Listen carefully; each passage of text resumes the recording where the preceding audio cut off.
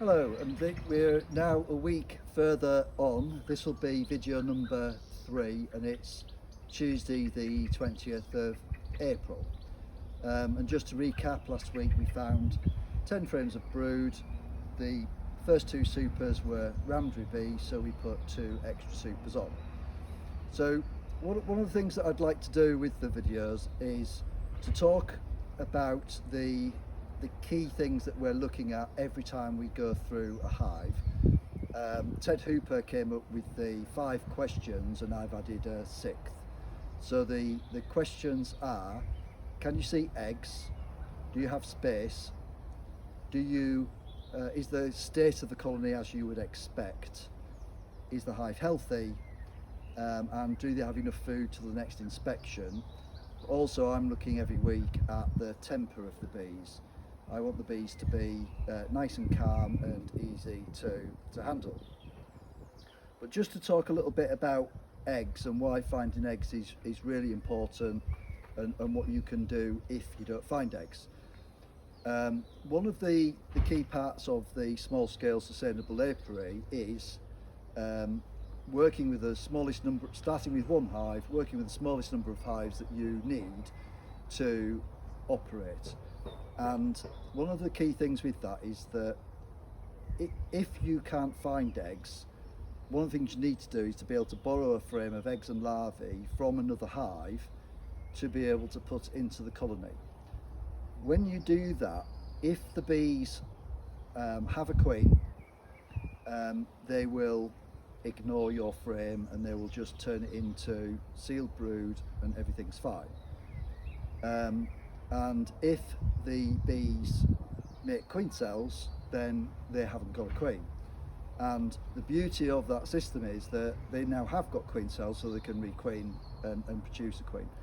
So that's why it's really important to have 2 hives, and our system is looking at building up to 2 hives and having 1 spare nuke in case to replace any losses before they actually happen.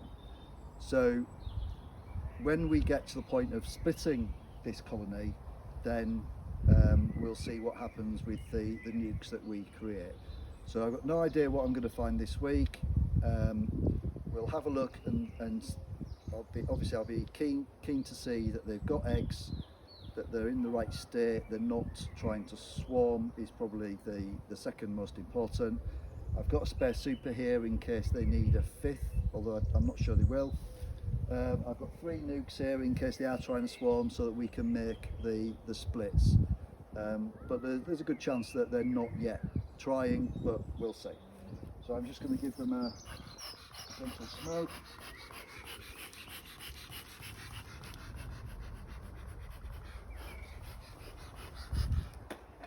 Make sure that keeps going.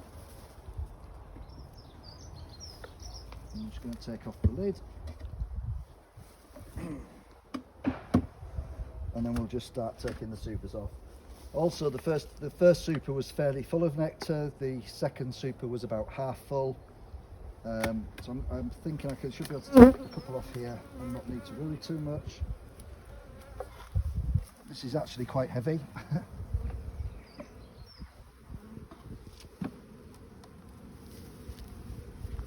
And quite full.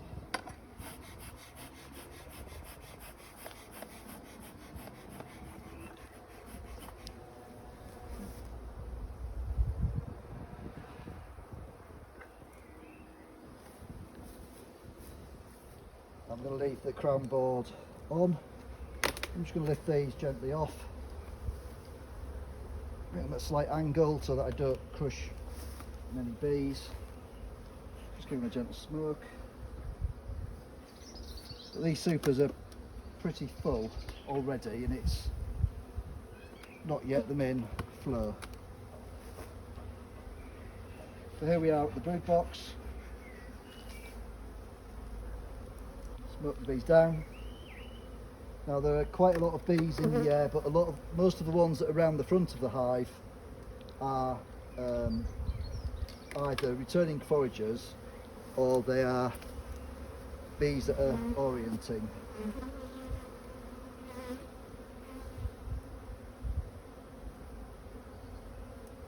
But there's just so many bees in this colony now.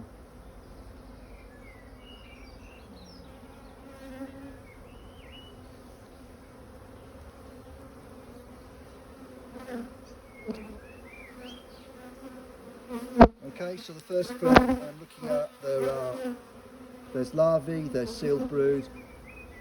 Just blow gently on the frame just so that I can confirm. Yeah, I can see an egg. So from that we don't need to find the queen. We know that she's here.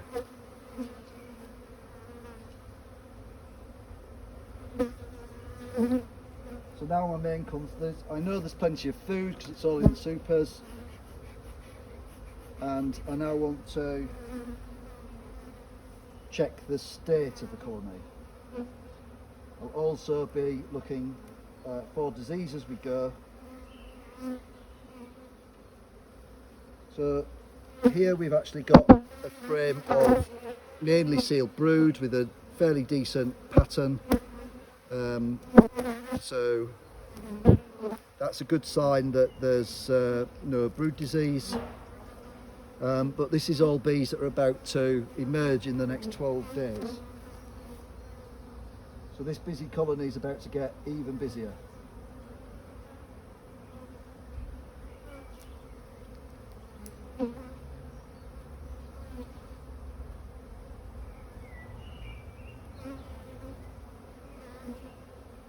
You can shake the bees off the frame to make it easier to see any queen cells. But I'm happy that the bees are quite too closely spaced, so it is possible to see the face of the comb quite easily without shaking them off.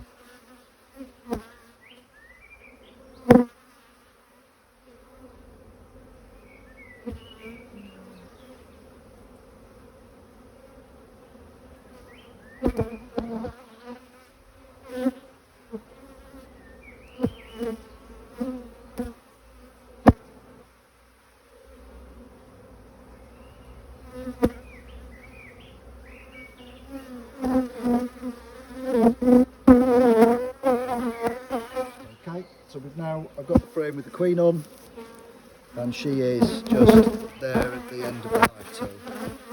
She's marked blue, and she's got her left wing clipped. The beauty of this is the queen is completely oblivious to the fact that I've just pulled her out the hive, and she's just happily looking at cells, looking for empty cells in which she can lay, of which there are quite, well, few. So it's reassuring to find the queen, but until we're starting to do manipulations, it's really not that necessary.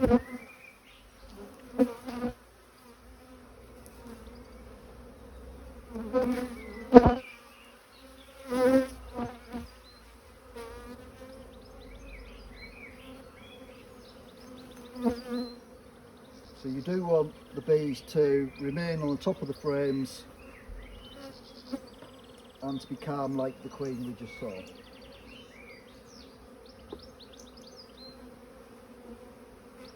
The queen was a queen from last year, and she was selected from one of my breeder queens. So if I can just hold this properly. So just on the face of the comb here, you'll be able to see a little acorn-like cup. That's something that we call a play cup, because the bees are not seriously trying, they're just practicing making queen cells, and that's absolutely nothing to worry about, and it's no indication that they're even thinking about it.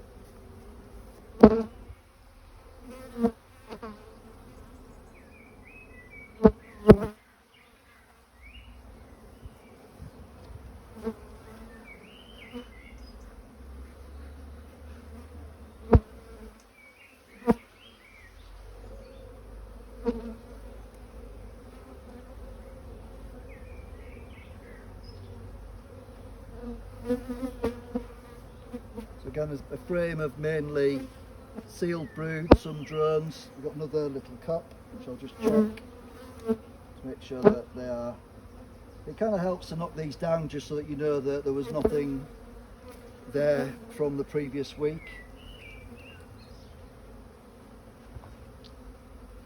Being very careful to lift these frames in and out without disturbing the bees too much.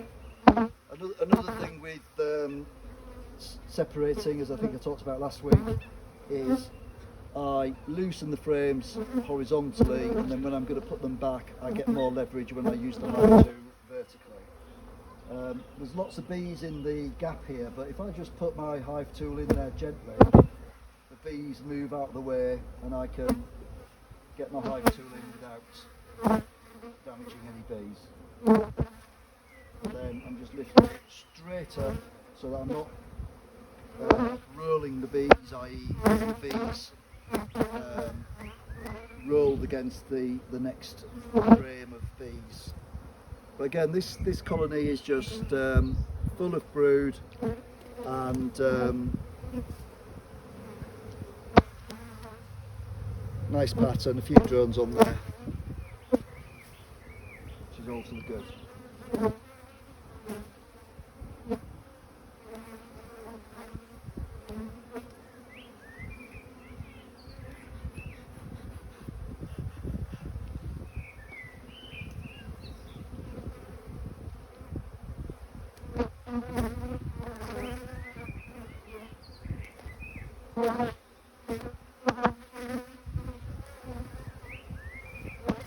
And we're just trying to keep this really simple so that every beekeeper can follow it, and it's basically we are just managing the colony, keeping an eye on it until it either attempts to swarm, in which case we'll split it, and if it doesn't, then at the end of the honey flow we will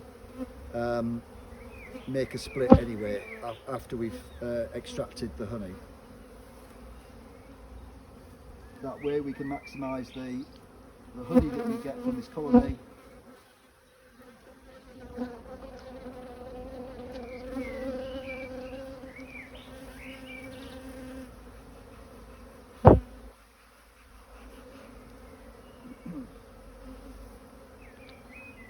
And the second to last frame is a frame of drones.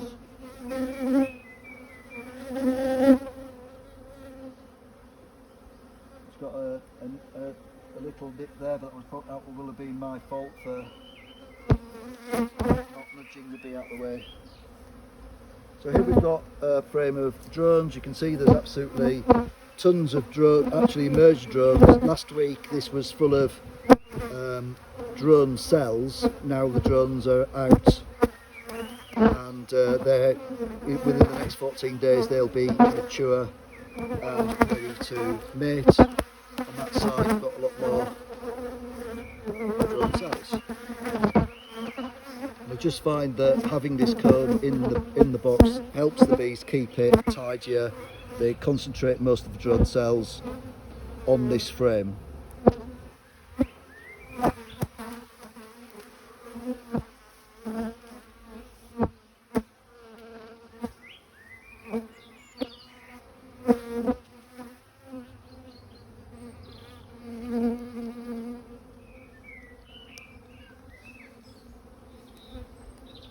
And then the final frame should just be a frame of pollen.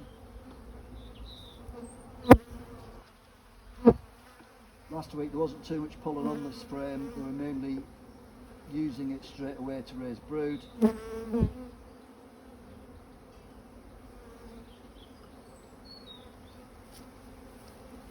And fairly similar this week, not a huge amount stored.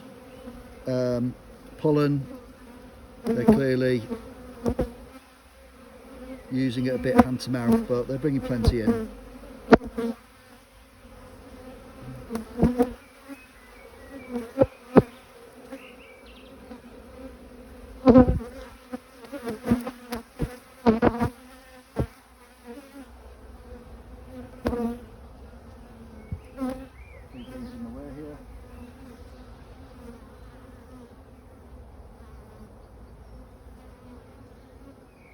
I'm now just going to put the bees back together,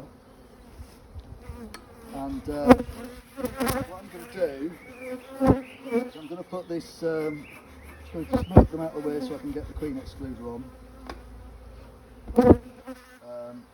I'm just going to use this hive tool vertically so I've got really good leverage, and then just move the frames together. They need to be tightly together, otherwise the bees will build in the gaps. Dummy board in.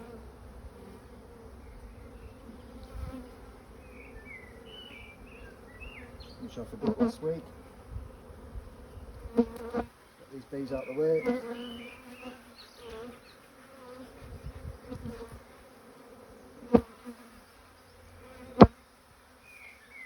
Queen excluder on.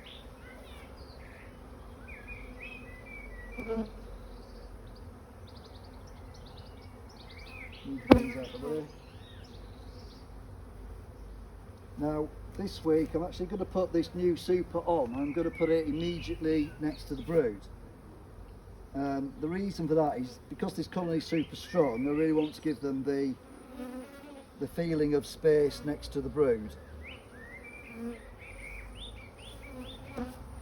And we just need to put the other 4 on.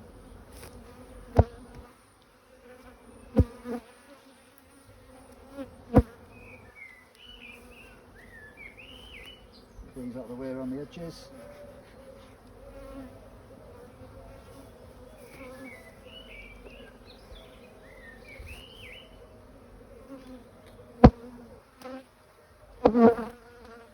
I say at this time of the year we want to have none of these supers are absolutely rammed full, but we want the bees to have plenty of space, not just enough. And again, I'm going to both corners to get everything perfectly square.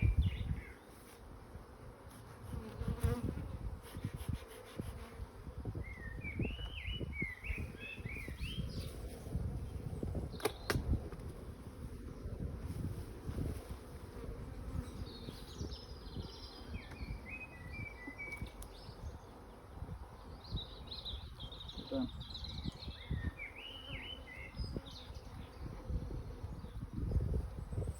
And then take this one off.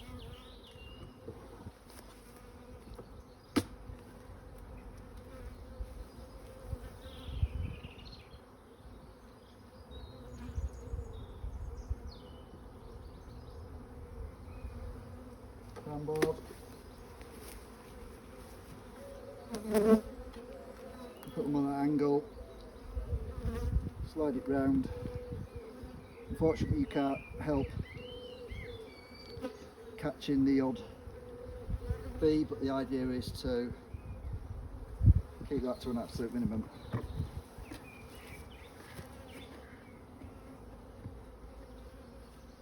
So in some respects an uneventful week. The supers are filling like a dream. You know, there's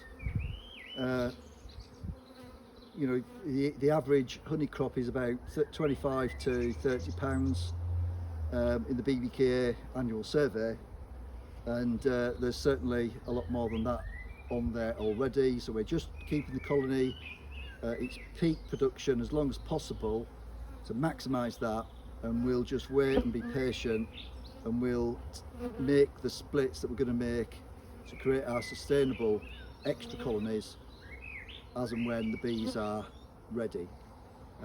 We'll delay the point of swarming as long as we can by giving extra space, although I might need to invest in a step ladder soon to keep adding supers. But thanks very much, and we'll see you next week.